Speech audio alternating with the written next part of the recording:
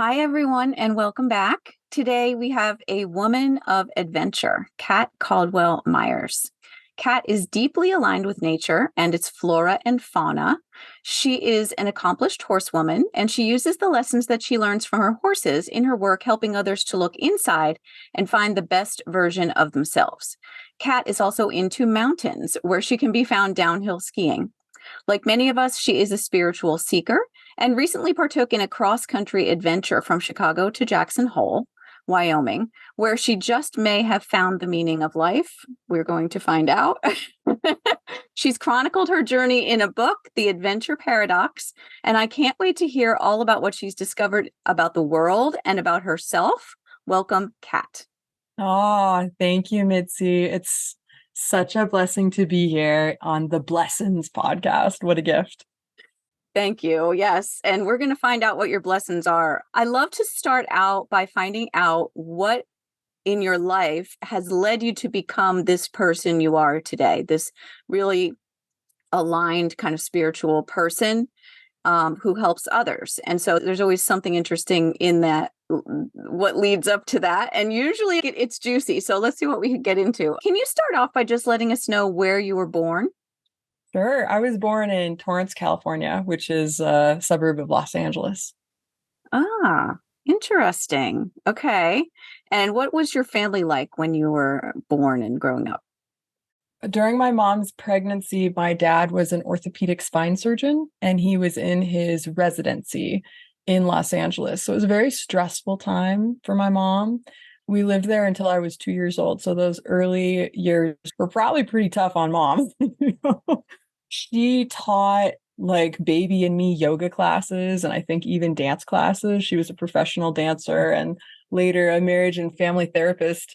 And my sister is 2 years younger than I am. And right after she was born, we moved to Wenatchee, Washington. Both my parents were free spirits, but also very grounded in service and helping others. And that was definitely modeled for me at a very young age. So Wenatchee's a couple hours outside of Seattle, and I think maybe 90% of the apples in the United States come from Wenatchee, Washington.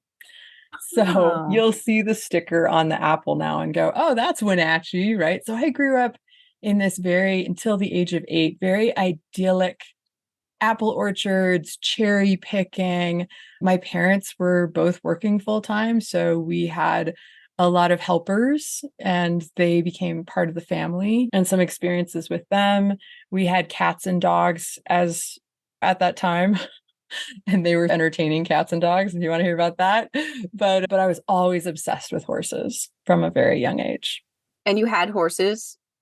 No, no. Oh, No, we did not have horses. This is actually a funny story. So my grandmother, my mom's mom, loved horses. Actually, both of my grandmothers were horsewomen, and she had 5 daughters. And my mom is the oldest, and she got them all ponies. So you can imagine what their life was like, right? But my mom did not want a pony. She wanted to be a ballerina. oh, So she traded her pony with one of her sisters for a guinea pig. At least they kept it in the family. And the irony is that my sister and we were the oldest grandchildren, we are the horse craziest of them all. We love horses. We came out wanting horses. We came out interested in doing anything we could around horses. And my mom wanted ballerinas, of course, but that's not what we were. And she was very supportive of us in her way. But yeah, horses, I think you find out if you're a horse person when you get around horses and it really activate something. And it might even just be seeing them on the screen, seeing Yellowstone and feeling like, I think there's something in me. I want to go and experience that. And I always had that from a very young age. so did you visit with your grandmother and have a chance to interact with the horses from a young age? Yeah. So at the age of 6, my parents went on a safari to Africa for 2 weeks. Hmm. And at that time, they sent us to grandmother's house. And it was the beginning of a tradition we called Grandmother's Week, where we got to spend a week living with her. It started with 2 weeks, but she said she'd never do that again. So we would spend 1 week with her every summer, and she lived in the suburbs of Chicago. And we got to ride ponies and have horses in our backyard and just get to know her and be in the culture of the Midwest and with horses. That's beautiful. When you were very little, what is one of the earliest things you can actually remember in your life, like a story about a memory?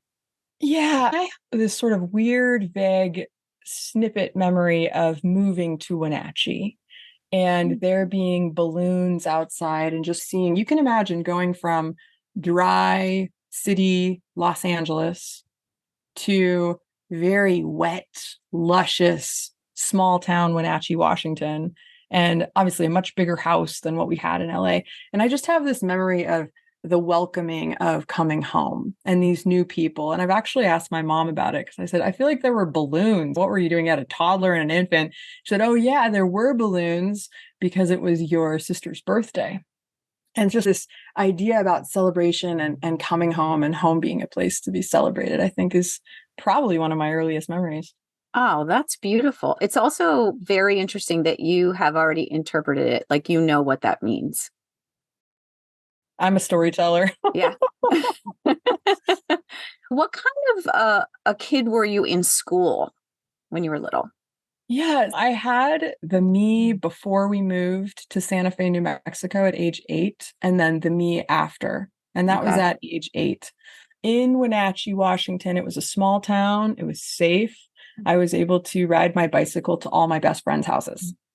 And what I remember about school, I had 2 teachers who touched me deeply, and just being so connected to my teachers, wanting to please them, wanting to learn, wanting to understand, being excited about each lesson. And I remember one of my teachers saying that she was afraid of flying on an airplane. And I had flown on many airplanes many times and just hadn't even thought about it. I think I was in first or second grade. And she said the first time she ever flew on an airplane, she was 18 years old, which of course is really a grown up when you're 6 or 7, right? And she was so nervous and she was sitting in her seat and maybe shaking and just very nervous. And the woman next to her pulled out a lifesaver and said, "Dear, will you join me?" And it was this moment of kindness and connection where she was no longer alone. Someone else was on the plane with her who was not afraid, who was totally comfortable. And we talk a lot about life coaching and having a guide, right? But ultimately, a guide might just be the person sitting next to you on the airplane saying, "Will you join me? Let's have a lifesaver or a conversation." Yep, exactly. Oh, that's beautiful. You said there were two teachers that touched you. Do you have another story? The other teacher, I remember, she invited us into her home. So again, back to the home story. She Mm, invited us into her home, I think to make cupcakes or jello or some sort of after school, but it was just this pulling back of the curtain that our teacher was so human and so mm. loving to invite us home with her to see and have an experience outside of the classroom in her house. It was really beautiful. That is amazing. And I love that about you, that you have these positive stories about your teachers and these great experiences. Did you have any experiences where you learned what not to do or any negative experiences with any mentors or teachers? Oh, sure. The first one that comes to mind was after we moved to Santa Fe, and we had a few different experiences with a few different schools, in part because we were moving around different parts of the city. And I had this one teacher who was a screamer. She would yell at us. Oh, And I was telling my mom that she'd really get upset and start yelling. And one day she picked us up from school and she could hear her screaming from across the parking lot. And that was the day, because she's been talking to her about it a little bit and saying, she's saying that you're yelling. Is that happening? What's going on? And then when she heard it, she was like, I don't even care what you say about it anymore. It's not appropriate to yell at, we're fourth graders, right? And so that was one reason that we changed schools. And I think seeing my parents as advocates and being Mm, able to understand when something was right or wrong and when you needed to make a change, right? And that kind of yelling is never appropriate. This ongoing, I should really just scream at us, is what I remember from that. So that would be the most vivid one. There was another one when I was in high school where this is just crazy. And actually, there are more things that have come out of my high school in recent years. But we had one teacher who had cancer, and he did all of these fundraisers, and he would go away for treatment and so on. And he had all of these quotes that he gave everyone about life and you only live once and so on. And then it turned out the whole thing was a scam. Exactly. And so here we are again in our adolescence, almost adults, and we find out that he's been taking all of this money from us and our parents, and we've been holding him up as this like poster child. And we asked him, "What did you do when you said you were going for treatment and came back with a shaved head?" And he said, "I would just sit in airports and watch people." Right. And basically just completely mind boggling. But I think it was one of the first experiences for me of recognizing that we are all human and fallible, and that mm, just because someone is your teacher doesn't mean mm. that they're not also sick and in their own journey, whatever that is, of making up some kind of wild story. I remember he had this 200-page document he printed about all these quotes and all of his perspectives on life because he had cancer, this whole thing. And I remember dissecting it with some of my classmates, just like, what? Why would someone go through all of this? And some of it was maybe about the money, maybe about the attention, maybe what are the things that drive people to do really bad things? Yeah, that is heavy. Very interesting stories. Wow. But both of your encounters with the positive people and the negative people, I hear this tone of compassion coming through from you. Did you feel that even as a youngster? Yeah, I think I've always had compassion. And I think honestly, a lot of it comes from being so connected to the animal realm Mm, and their nonverbal communication and unconditional love and desire to befriend us or understand us. They can see us, even wild animals, which again, that was really ingrained in me when my parents came back from that safari trip and shared with us these wild animals and this entirely different culture of humanity, but also of wild creatures that you could watch, but not necessarily domesticate or train. So I think a mhm, lot of it comes from that because, again, we all have both that wildness in us and that desire to essentially domesticate and work together for each other. mm. Are you one of those people who animals gravitate toward you? Like a duck? Perhaps, I sure. my son is very much like that, wherever Mhm, he goes, he connects with animals, whether he's mhm, in the woods or with a person who has a pet. We call him Dr. Doolittle because animals love him. But it definitely comes from a sensibility. It's something inside that that innate connection to other beings that may not be human. What do you think that is? mm. I feel like it's just a really old part of ourselves, to be honest. And I Mm, think that in these modern times, here we are connecting with all of this amazing technology, right? And it's amazing. And we can actually see each other and we can feel each other and we can have this conversation. But it's not the same as being in the real space of deep rooted connection, where historically we didn't make phone calls. We walked over to see if our neighbor was there, right? mm. Whoever lived around us is who was around us. And when we look at the animal world, that's who's around them. I don't know if you've ever tried to FaceTime with one of your animals or if you have animals, but it doesn't have the desired effect. Usually they turn away from the camera, in my experience. Yeah, because it's ironic because here we have this incredible connection, but on some level, it's also a disconnection. Yeah. And I recognized this, especially when taking videos of my animals or watching others do that. As soon as you put this up, you've created this barrier in the energetic connection. It's very interesting. It is because if you it's now that you're making me think of this, there have been times when I would be visiting someone else and call home, and my partner would put the dog on and say, "Oh, here's mom." And I would say, "Hi." I had a little dog, Owen. He's passed away, but I would say, "Hi, Owen," and try to interact with him. And he would look at me and he'd be like, "Oh, there's mom." But then he would turn away because it's almost like he realizes it's not really me. Isn't that interesting? So interesting. Yeah. Aw, wow. In high school, how would you describe yourself as a teenager? Oh, I was different. Okay. You were in Santa Fe. Is that true? Nope. Oh, No, you I went was somewhere not. else. Yeah, Okay. I went to boarding school. Oh, okay. Yep, back in California in Okay. Ojai, which is Okay. really close to Ventura, Santa Barbara area. And I was a horse girl. I had a horse, and it's a school that actually historically was designed for ranchers in the area, for ranching sons, right? Everybody brought their own horse. As a freshman, everyone gets a horse to take care of, and you learn how to be responsible for a horse.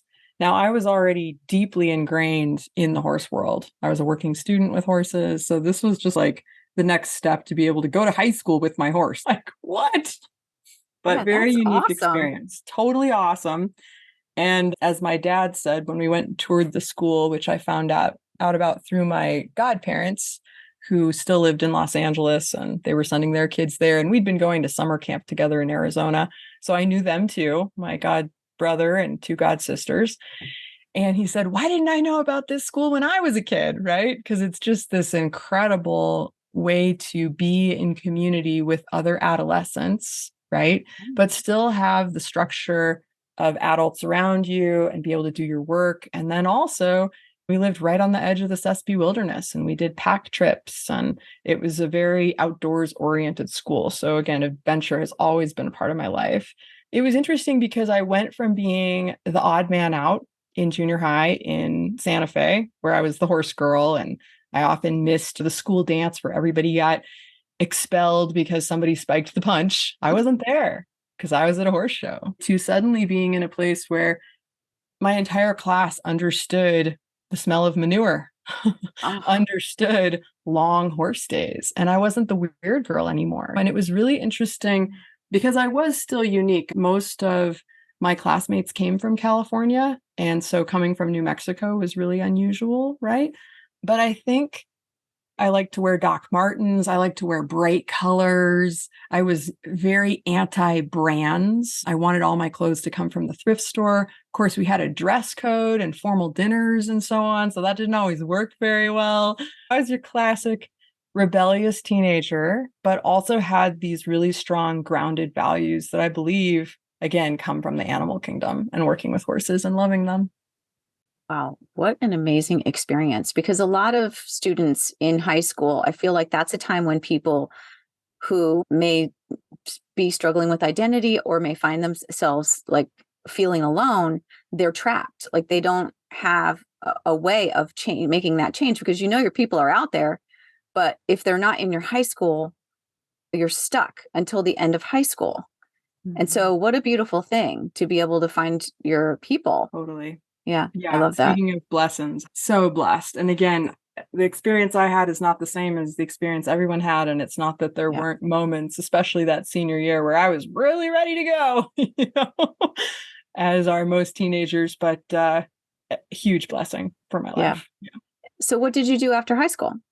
I went to the University of Colorado at Boulder, big state school. I really wanted the experience of a larger school. I wanted the experience of a state school. I wanted lots of different options, and I very much wanted to be in the mountains. Okay. And what did you study there? I studied humanities with an emphasis in English and philosophy. Wow. All right. Mhm. And what was one of the craziest things that ever happened to you during your college years? Oh my gosh, where to begin? Sober or not? We're talking about college years, right? Yes. Take us there. Oh goodness, I could tell you so many stories. One of the craziest things we did, so I was a hiking guide for our outdoor program. And we hiked a lot of 14ers and led a lot of different trips. And one of these 14ers, it's called Mount of the Holy Cross in Colorado. And what's really amazing about it is as the snow begins to melt, there's a line that stays on this mountain in the shape of a cross made out of snow, which is why it's called Mount of the Holy Cross, because it's a very vivid peak from a certain direction with the cross on it at a certain time of year. So anyhow, when you summit a 14er, you always start in the morning because the storms come in the afternoon and you don't want to get struck by lightning at a high point, right? So we decided to take it one level higher. And a friend of mine was telling me that she thinks we got 40 students up there. I remember it being 22, but regardless, we decided we were going to get ahead of trying to get up early in the morning. And we hiked everyone up in the middle of the night. It was a full moon with whiskey. Oh, to get up there and watch the sunrise on Holy Cross. And I think it's one of my most vivid memories. And there were many of those, but just the joy of getting a group out into nature and doing something. And again, I have different feelings about mixing the outdoors with alcohol or any other substances for that matter.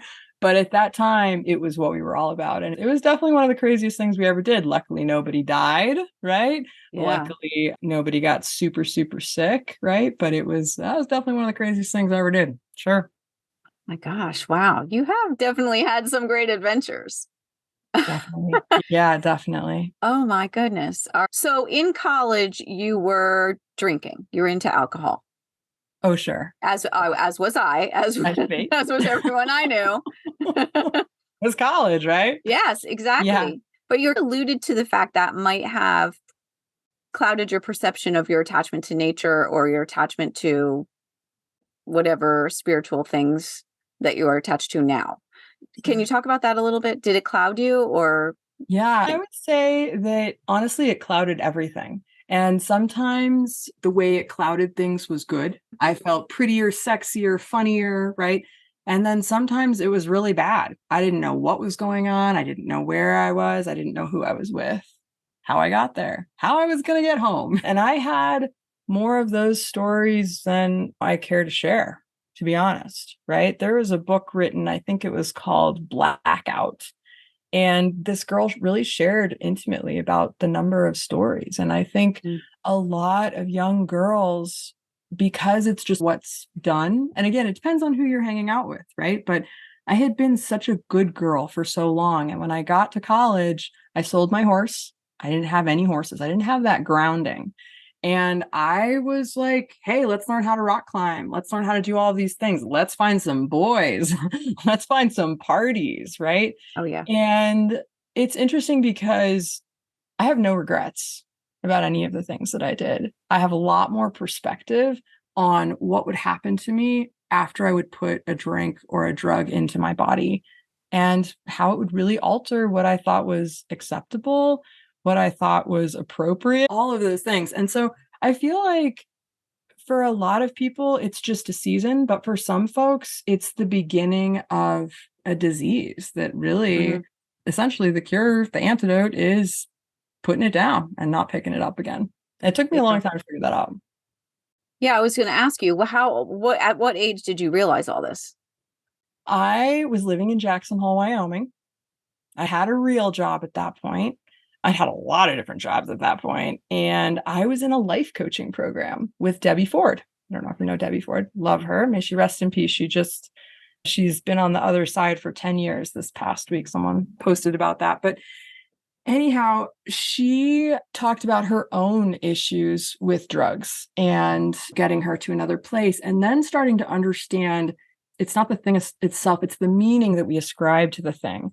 And so I was in this life coaching program, and every week we would make a goal about wanting to get something done. And then we would assess why we hadn't gotten the thing done. And so often it was essentially my addiction to partying that was holding me back from being able to get through these things. And I really needed a coach to help me see that and have that perspective. And I come from a long line of alcoholics, of relatives who have died of this disease and relatives who are in recovery. So I knew that there was a way to have this beautiful life with or without alcohol.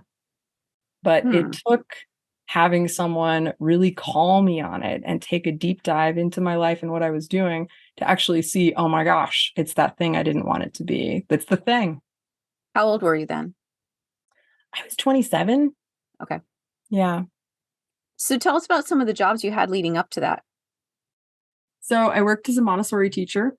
I taught a junior high Montessori program that included 6 weeks of backcountry trips a year. I worked as a river guide. I worked as a wrangler, packing horses and leading people on horse trips.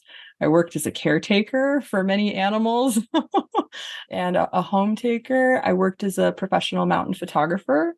I worked as a mountain host. I can keep going. I Oh my worked as a God. pizza delivery girl. How many Wow. jobs do you want to hear about? I don't know. This is so great. You have such a great, colorful life. It's amazing. That is really cool. When you were doing this life coaching program, would you say that was a turning point of sorts? Absolutely, it was. Many things started to happen as I started to what I would refer to as wake up and become truly conscious. And as I went deeper in my prayer and meditation practice and just connecting with this, as one of my favorite horse trainers said when he was being interviewed, his name's Ray Hunt, and they were going through all the different things that make a horse and person or rider work together. And he said, and there is one more thing that makes it all work. And I do not know what that is. Right. So Oh. this was like the moment of me starting to tap into this whole other identity of becoming a person that was so far from who I had been, because so much of who I was connected to, where's the next party? Where are we meeting? What are we doing? And trying to hold that together with all of these jobs that I was carrying, right? And it wasn't working. It wasn't working. And once I took that out, there was like this huge void, this huge space for, why am I really here? What am I doing here? And so that was the space where I started really tapping into the divine. I started feeling called back to horses. It's when I connected with my horse Jet, who's been with me for 14 years now, right? Oh. And it was like I could hear the call. It was, and prior to that, I think that I was so numb and I started having, because I was numbing myself, I started having these wake up calls in the morning where I'd hear this like really loud voice of, I don't know where that came from. And so one of them was, you're awake when you say you are, right? Ah. And I remember waking up and being like, oh, I'm awake now. Like I'm truly present and ready to serve. Show me from this other source, like how you want me to help. And the other one that I got early on that I'll never forget, and it came through to me just like this, Mitzi, was, I will be gentle with myself. My gosh. Which is like so incongruent. But it was the beginning of me recognizing how frequently I had not been gentle with myself. Yeah. Yeah. So, what came out of that season is I ended up purchasing a fitness franchise and coaching close to 1,000 women in weight loss, fitness, and mindset, essentially, and nutrition. And it was one of the most rewarding jobs I've ever had. And it's still a huge part of my makeup because what I recognized in high school, even though I had found my tribe and I felt I belonged, there was still a part of me that felt uncomfortable in my own skin, as do a lot of teenage girls, right? Yeah. And women, even adult women, Oh, yeah. right? And I feel same story, different body parts. So now we're worried about our face, or now we're worried about, and I recognized how much energy that was taking away, just like with the alcohol, right? How much energy it was taking away from the beauty of what is and who we are and how we can show up. And not to say that there isn't a quest to change habits and see, oh, how do I feel after I eat pizza? Okay. How do I feel after I eat a salad? I feel differently, right? If I just ran a marathon, pizza's going to go right through me.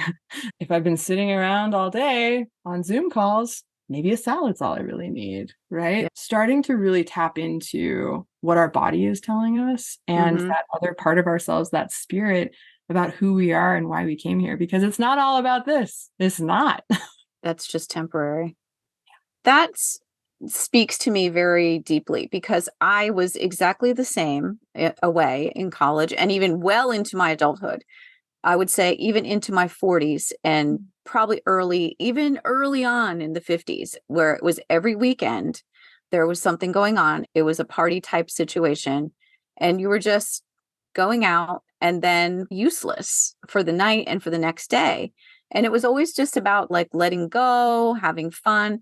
But I noticed that what was happening to me was I could drink just a little bit of alcohol and get way too disproportionately drunk.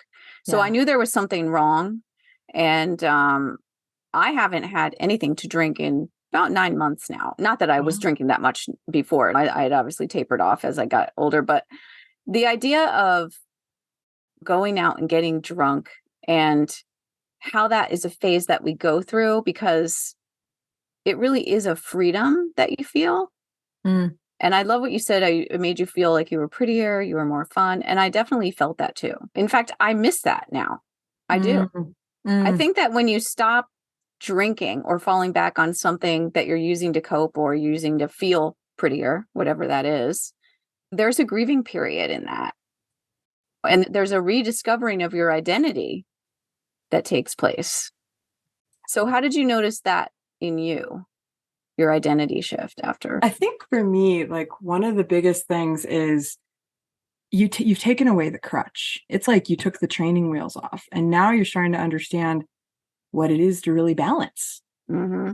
right? And that there are certain things where they don't work anymore. For example, I was a paraglider. We didn't talk about that, Oh, but wow. I know. I don't think there's anything you Not could say that would surprise me. I've had a few people say that, not professionally, but for me, paragliding was like such a high. It was the Mm, highest of highs. Literally, you're in the clouds with this wing, which is like a giant kite above you that's about 100 feet, right? And you're holding these little handles and you're controlling how you respond to the wind, right? And you're basically face to face with your mortality and that adrenaline, that sense of adventure, et cetera. And what I discovered was I loved flying, still loved flying, but coming down was really hard. And so I'd come down and there would be a part of me that was like still up there, right? Or thinking about how to get the next fix, right? And I recognized this isn't serving. I'm not balanced when I got into recovery and into sobriety. There's also a lot of drinking and drugging in that scene. True mm, in a lot of outdoor sports, right? mm-hmm, mm-hmm. Skiing, rafting, Yeah, right? like the The truth is, adventure sports. and also I think, as my dad said to me recently, because all summer we hauled around a 42-foot long trailer, basically a semi, right? 25,000 pounds. Okay. And he said to me, he said, everyone has their different tolerance for risk. And so we could say mine is very high. But when I got into recovery, I gave my wing back. I sold it back to my instructor because I realized there are a couple sayings. There are old pilots and there are bold pilots, but there are no old, bold pilots. Oh, ooh. And I was in a place where I was now totally sober. I was able to think about the things I really do love being with horses, Mm-hmm, right? mm-hmm. And with horses, you're not sitting around waiting for the wind to go in the right direction. And a lot of people are passing stuff around to get into a state for that. And it wasn't a good state for me to be in. So I recognized, as much as I love, this is a high that's too high for me now that I've sobered up. And so I gave my wing back. So I feel at different stages of our life, we have different tolerances. Mm-hmm. We And that sure do. things change. Yeah. After I had children, things changed a lot for me in terms of what was and wasn't okay for me. And I feel like I'm rambling a little bit. I don't remember your No, question. no, you answered it beautifully. And so I just want to for the timeline. When were you sober? How old were you when you got to that point? 2009. Okay. All right. Yeah. So late 20s. Okay. Okay. Mhm. It just strikes me your level of maturity and self-awareness from an early age. I don't think most 20 somethings have that, Mhm. but maybe that has to do with some of your foundational beliefs from your parents. What do you think? Where did it come from? Again, I think a lot of it had to do with spending time with animals because a part of my story we didn't unpack, but it is important. When I was 12 years old, My mom went from being super mom to not being able to lift the covers off of her body, right? So she was a professional dancer. She could kick her leg up over her head, right? And then suddenly she couldn't even walk down the stairs. And she was diagnosed with rheumatoid arthritis. And it was horrible. I think of the cover of The Economist, 9/11. If you remember, it said the day the world changed.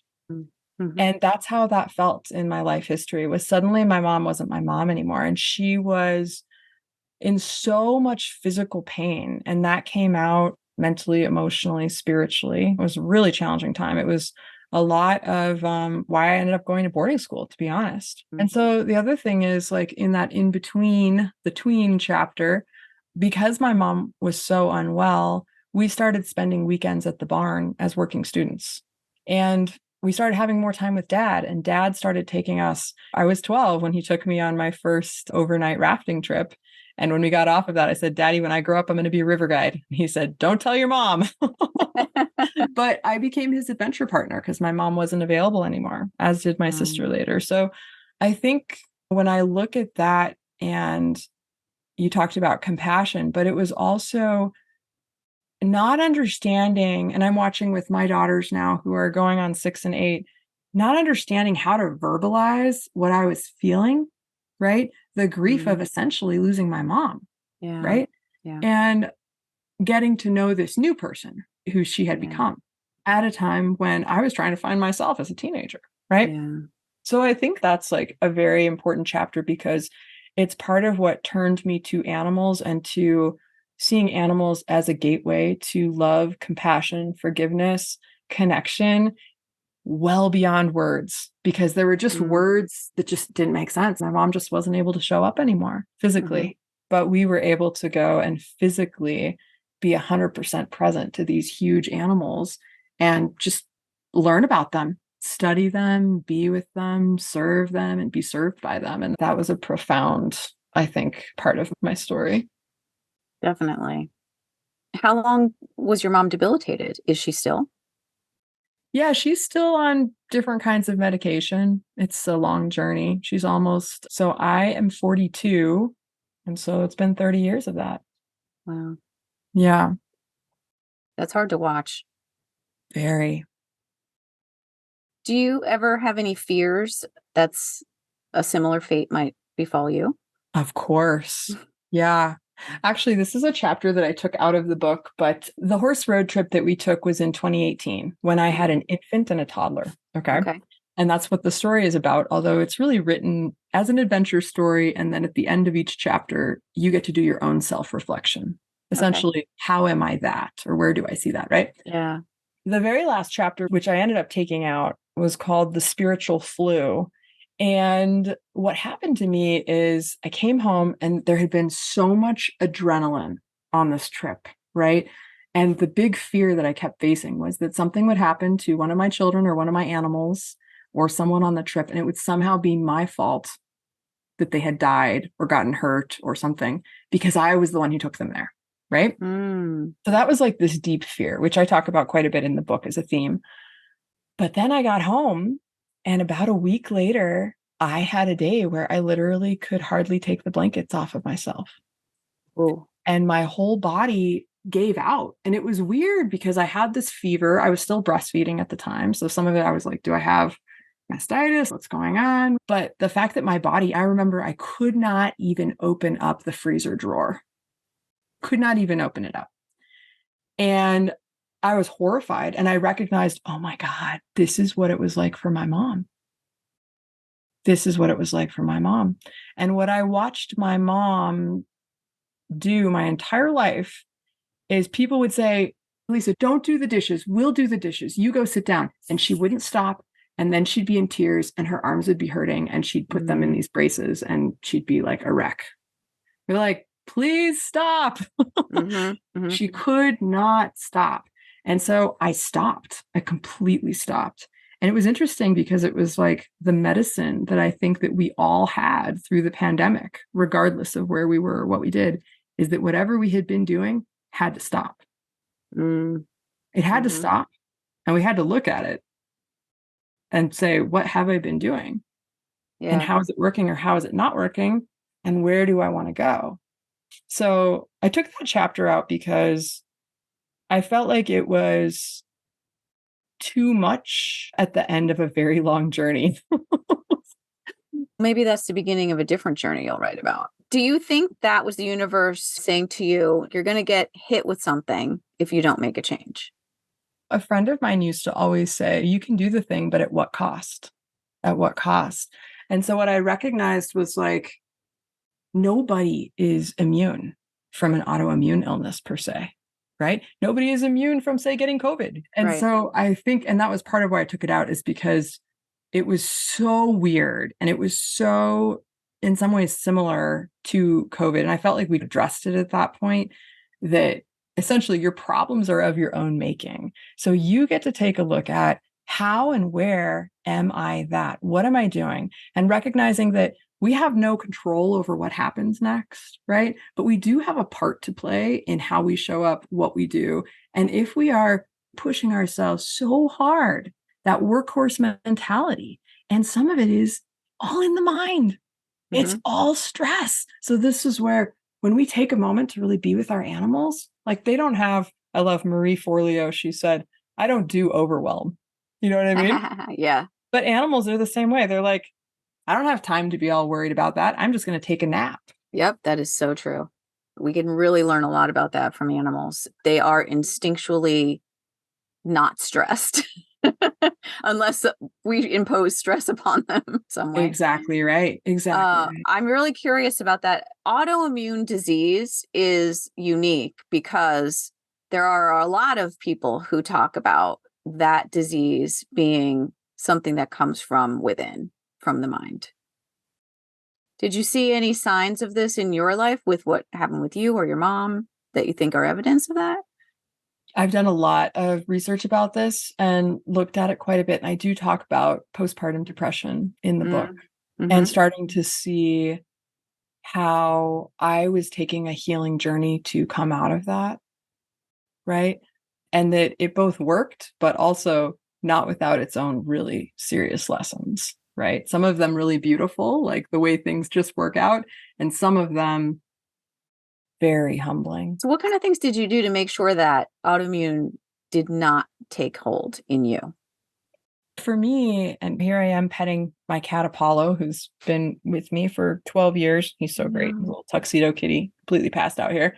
And the medicine from cats. So cats sleep 16 to 18 hours a day.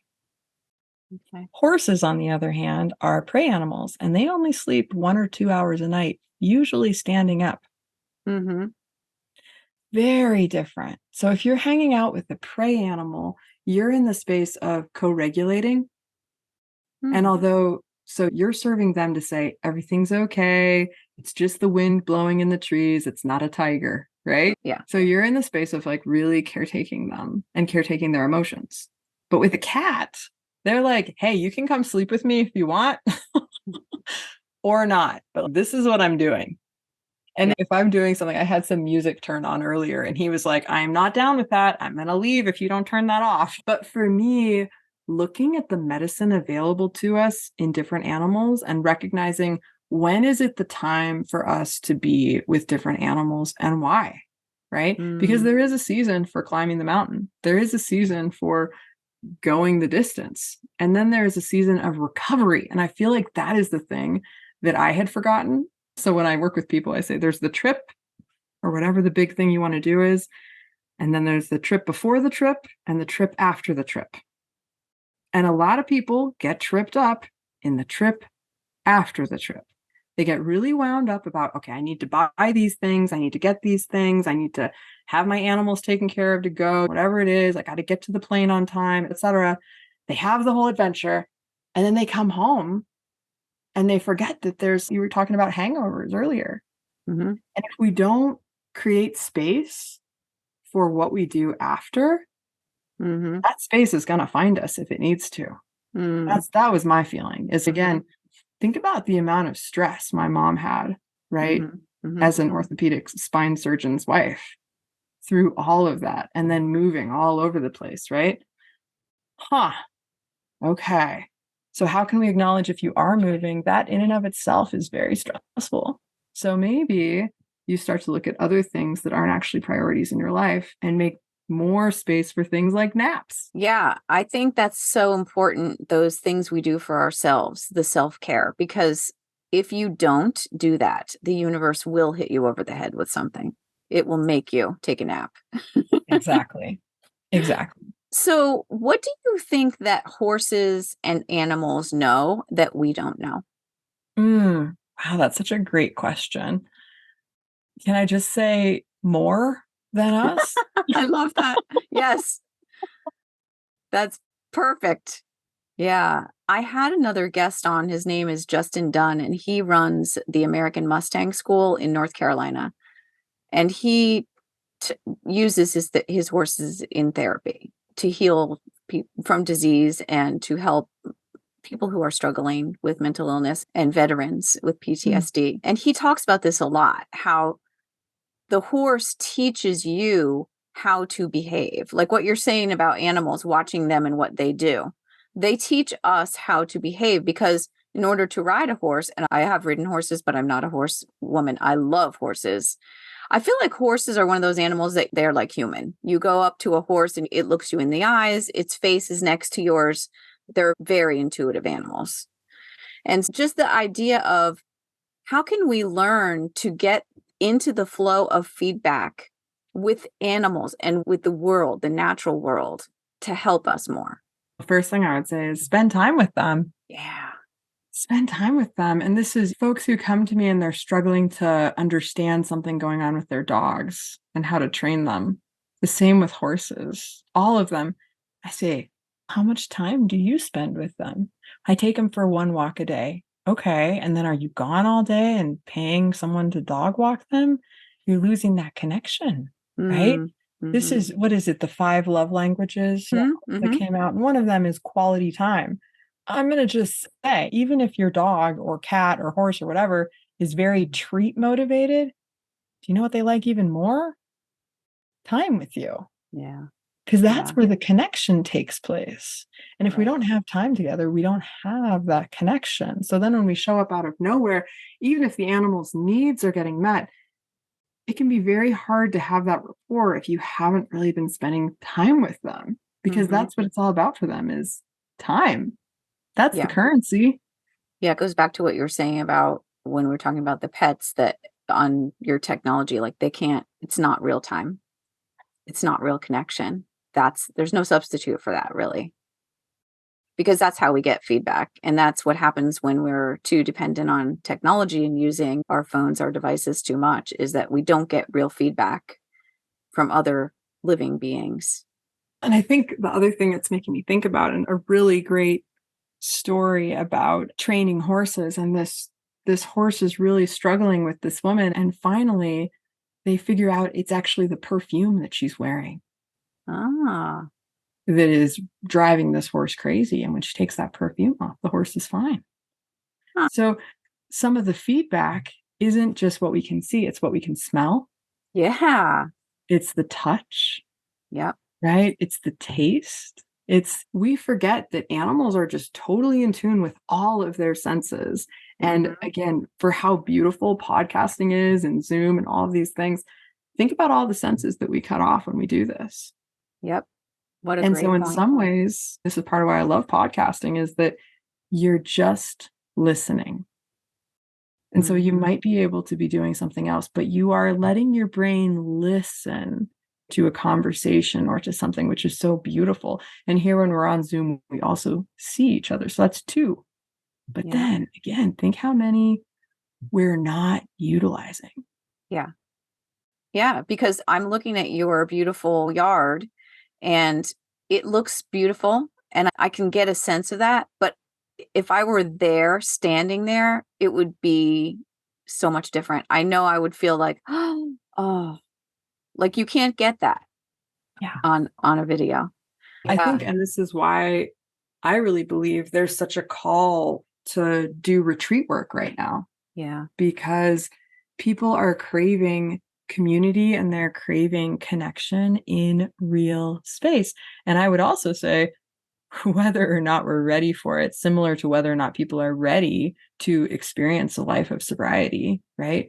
But they are craving disconnection from this, a break from it, a retreat from it, where they're actually truly present in physical connection with other humans, with other animals, and with nature, which is available to us at any time. Yeah. Yeah. Absolutely. You need to make time for that. Or it'll make time for you. Oh, yes, it will. Yes, it will. Do you practice grounding? Do you walk around barefoot a lot? Oh, sure. How does that help you?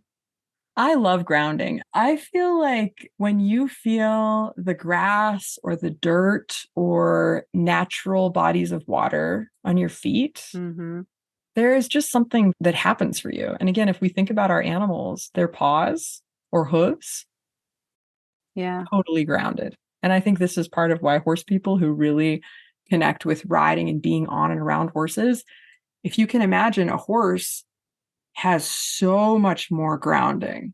So as soon as you tap into them, without even getting on them, just touching them, they have 4 hooves, twice as many as we do, grounded at any given time. And then you begin to ground in a beat and a flow. So I love grounding and walking barefoot. And I also feel with meditation, with all of these things, it's like we make the time to do that, but so many people compartmentalize it. Yeah. And I feel like the real grounding happens all the time.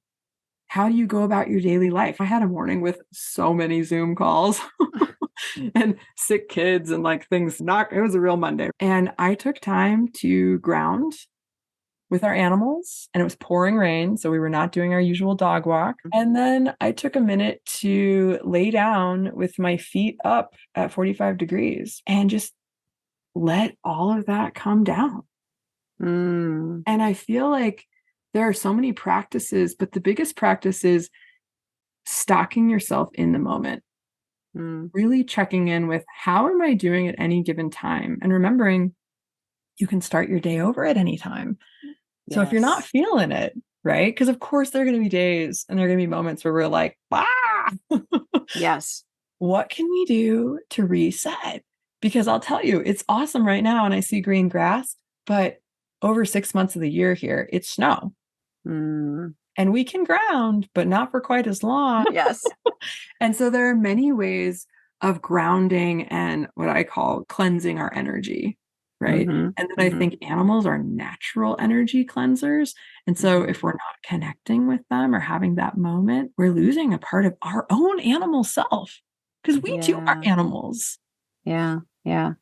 Yeah. It's so true. I've always had animals in my life, and you're making me think it's going to be just about time to get another little friend in my life, because I definitely miss that. The connection.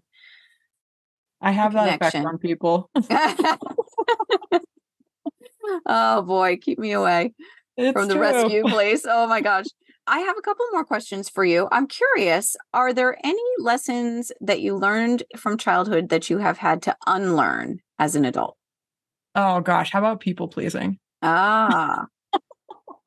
That's a big one. It's like on the radar. A lot of people are realizing that these days. And I think specifically for me, there's people pleasing and then there's also family pleasing or family approval. And that's been one, I love that question. Does it please me? Where we can start to look at, okay, wait a second. I'm totally buying this outfit because it will please my mom. Now, it is one thing if we are going to mom's birthday party, but again, that's a singular event. Yeah. Right? Yeah. Is this something that I really want to wear all the time? Is this something that I want to have in my closet? Or is there something else that pleases me that my mom would also approve of because she likes a high neckline or whatever it is? So starting to understand, and especially I think from our ancestors, what is both me and them maybe comes from them. Let's take horses, for example. I have a lot of relatives who have horses, but have a very different relationship with their horses than I do.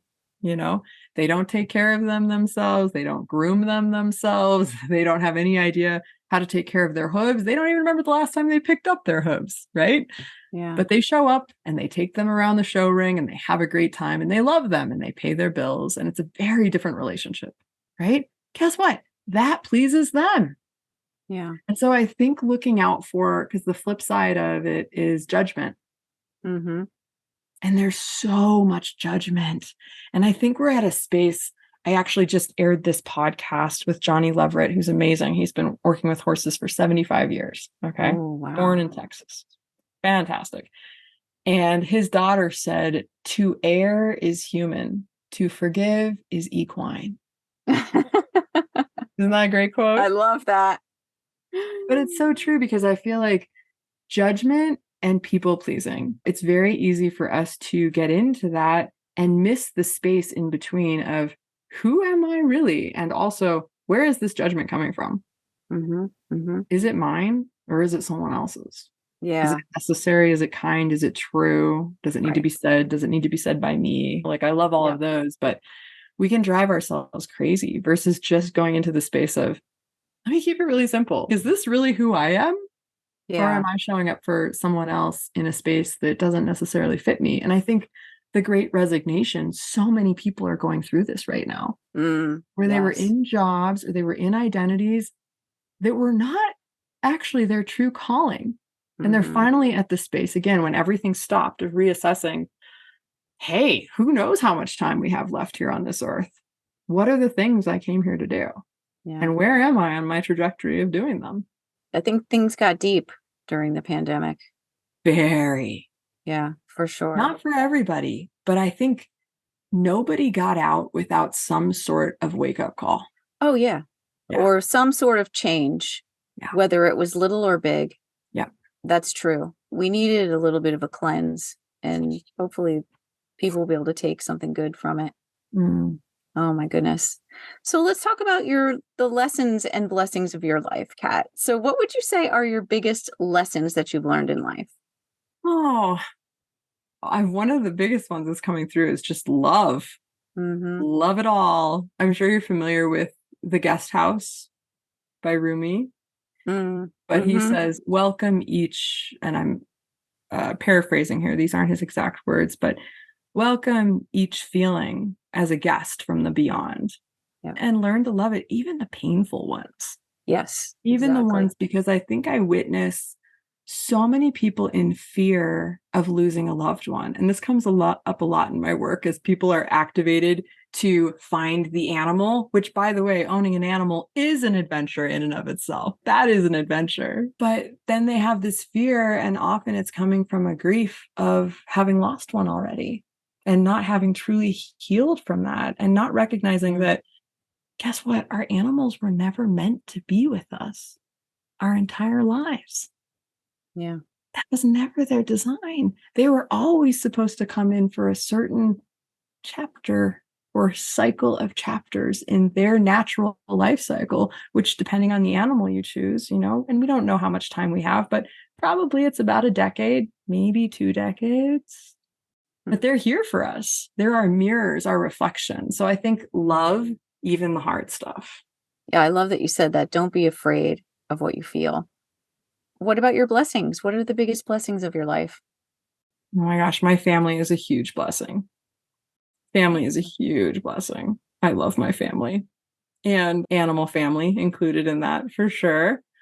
Also, the Tetons. Here I am in the Tetons. They've always been my healing place. I've had depending on when you air this podcast, a 24-year love affair with the Tetons, Jackson Hole, Wyoming area. And yeah, I just feel such an amazingly profound energy here. So I would say that. And then also finding my tribe, right? Like this conversation, connecting with you and being able to truly go into that deeper work with people, almost like your chosen family. Yeah. No, you have this real essence of depth and connection to the core of what's really important in this world about you. You seem to be able to have that in yourself and then help others to connect to it just in conversation. Like just talking to you, it's a lot of things you say really make me think deeply and make me say, oh yeah, wow. So I love that. I love that. One last question. I'm curious about if you have any special signs that you see from the universe, from nature, from your animals. What kind of special sign do you see? that maybe other people should pay attention to? Okay, first of all, guys, it's not so hard to find the signs. They're all around you. So Yeah. take this conversation, for example. When we started, it was pouring rain. Yep. And I was concerned, hey, how's the audio? Because tip tap on the roof, right? Now the sun is shining. It's hard to believe it's not only the same day, it's the same hour. Yeah. Right? Like the sun is shining, the call to go outside and take a dog walk is here. I had a call yesterday where I was transitioning a relationship, so shall we say. And this person's spirit animal is a crow. And literally this ray of sunshine came through in the moment of truth where I finally spoke my truth and said what I had been feeling for some time, that this relationship needed to transition. And her response was, I'm so glad you came to that conclusion because I feel the same way. Fill in the blank. Everyone's had this story. But it was like, I felt the warmness of my creator acknowledging me in the moment of owning my truth. And then the clouds rolled over again. And then the crow passed. And it was being chased by a hawk. I think it might have stolen something out of the nest. I'm not exactly sure what was going on between the two of them. But the point is, if you go out on a walk in nature and you ask for those signs, they're going to be all around. And it could even happen sitting inside on a Zoom call, letting the sun shine through the window. Yeah. They're everywhere. Yep. Signs are everywhere. Thank you. This has been such an enlightening conversation. I love hearing about your life, and you just have so many pearls of wisdom for us. Where can people connect with you? You can find me on theadventureparadox.com, which is the name of my book. It's also the name of my podcast. I've got a Facebook page, The Adventure Paradox, and you can also find me at catcaldwellmyers.com. Great. Yeah. Beautiful. Thank you so much, Kat. Thank you. It's been an honor. Thank you, truly.